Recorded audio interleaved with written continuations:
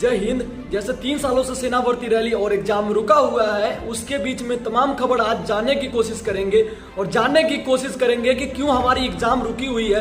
जो 22 मई को हमारा रिटन एग्जाम होने वाला था वो क्यों रुकी हुई है, और साथ ही साथ मैं आपको ये भी बताऊंगा कि आपने जानने की कोशिश किया है कि हमारा जो रिटन एग्जाम है क्यों रुका हुआ है या रैली भर्ती क्यों रुका हुआ है। तो आइए इस वीडियो में हम आपको बताते हैं और ये भी बताते हैं कि आपकी नई पॉलिसी सरकार की क्या है और क्या सरकार इस मतलब कि आर्मी रैली भर्ती को क्या करने वाली है जो 3 सालों से रोक कर रखी हुई है। सरकार तो बहुत ज्यादा कोरोना के बहाना बना लिया, सरकार की नीति थी कि कोरोना की वजह से भर्ती रुकी हुई है, लेकिन ऐसा नहीं है। मैं आपको इस वीडियो में बताऊंगा कि सरकार की मंशा क्या है और सरकार किस वजह से रैली को रोक कर रखी हुई है। देश में आखिर बजट की बात करें तो भारतीय सेना में भारत सरकार को प्रति वर्ष 5 लाख करोड़ रुपए की खर्ची होती है। अब खर्च के साथ साथ अगर पूरे देश भर की बात करें बजट का, तो देश भर में सरकार को लगभग 30 लाख करोड़ बजट की खर्च होती है। तो भारतीय सेना के ऊपर सरकार को लगभग 20% लगभग की पैसा भारतीय सेना के ऊपर देना पड़ता है जो देश भर की बजट के अनुसार। तो भारत सरकार की जो नीति है, जो कोरोना लॉकडाउन लगा था जिसके वजह से सरकार की जो आर्थिक स्थिति है इसमें बहुत ज्यादा बदलाव देखने को मिला, बहुत ज्यादा खर्चा देखने को मिला। इसलिए सरकार की नीति है कि अगर हम 2-3 साल गैप कर देते हैं भारतीय सेना को अगर 2-3 साल भी गैप करते हैं तो हमारी जो आर्थिक स्थिति बजट है देश भर में साल भर की, उसमें 50% की बढ़ोतरी हो जाएगी। इसके लिए भारतीय सेना को सरकार ने रोका हुआ है। लेकिन अब यहाँ पे ये बता देते हैं कि 3 सालों से जो भर्ती नहीं हुई उन लड़कों का उम्र एक्सपायर हो गया।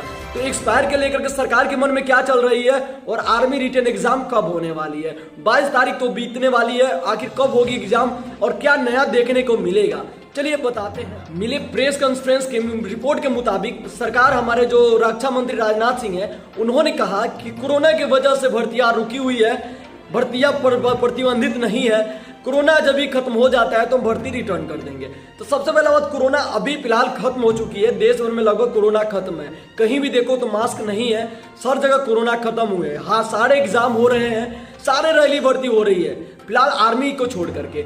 अब भारत सरकार के मन में क्या है, भारत सरकार के कहने का मतलब है कि अब भारतीय सेना में अब भर्ती चालू करेंगे लेकिन नई मॉडिफिकेशन के साथ। इसका मतलब है कि आर्मी रिटन एग्जाम करने के बाद अब लड़के को टूर ऑफ ड्यूटी में भेजा जाएगा। कि टूर ऑफ ड्यूटी हम क्यों बोल रहे हैं, सर बात कुछ ऐसी है कि अभी पाकिस्तान की स्थिति देखते जाओ, श्रीलंका की स्थिति देखो, सबके आर्थिक स्थिति में इतना परिवर्तन हुआ है कि भारत सरकार इस जो आर्थिक स्थिति है उसको सुधारने के लिए सेना को मॉडिफिकेशन करने जा रहा है। क्योंकि भारतीय सेना पर 11 करोड़ रुपए लगभग एक सेना के ऊपर खर्चा होती है और सरकार टूर ऑफ ड्यूटी इसलिए लागू करना चाहती है क्योंकि सरकार के जो आर्थिक स्थिति इसमें सुधार होगा।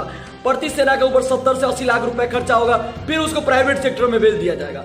सरकार इसलिए कर रही है कि सरकार सेना जो भारतीय नागरिक है उसको सेना की ट्रेनिंग देना चाहता है। अगर सेना की ट्रेनिंग देना चाहता है तो भारतीय सेना में सम्मिलित होने के बाद उसके बाद पूरे एक्सपीरियंस हो जाएगा, ताकि वो कभी भी बॉर्डर में लड़ाई लगता है तो भारतीय सेना के तहत उसको बुला लिया जाएगा। तो सरकार यहाँ पे एक नीति सही सोच रही है, लेकिन युवाओं के बगल में बहुत ज्यादा गलत है। क्योंकि अगर कोई इंसान भारतीय सेना में सम्मिलित होता है तो वह पूर्ण रूप से कहता है कि हम भारतीय सेना है, वो किसी के अधीन, किसी के अंडर में काम नहीं कर सकता, किसी के रेत तो बर्दाश्त नहीं कर सकता। क्योंकि भाई आर्मी होना बहुत बड़ी बात है, भारतीय सेना के वर्दी पहनना बहुत बड़ी बात है। तो इस टॉपिक को लेकर के युवाओं के लिए बहुत बड़ी नाइंसाफी है जो सरकार अपनी नीति अपना रही है। अब भर्ती जो लागू करेगी सरकार, जिसमें सीट और पोस्ट बहुत कम होगी। अब जिस तरह परमानेंट सैनिक रहते हैं उसकी भर्ती भी होगी तो बहुत कम होगी। और कहीं सरकार की नीति इस टॉपिक को लेकर के है कि टूर ऑफ ड्यूटी, अब रिटन एग्जाम करके टूर ऑफ ड्यूटी में भेजा जाएगा। ये मैं नहीं कह रहा हूं, जो आंकड़े हैं ये बता रहे हैं। तो अब मैं आपकी क्या राय है आप कमेंट बॉक्स में जरूर बताना। और जय हिंद, जय भारत।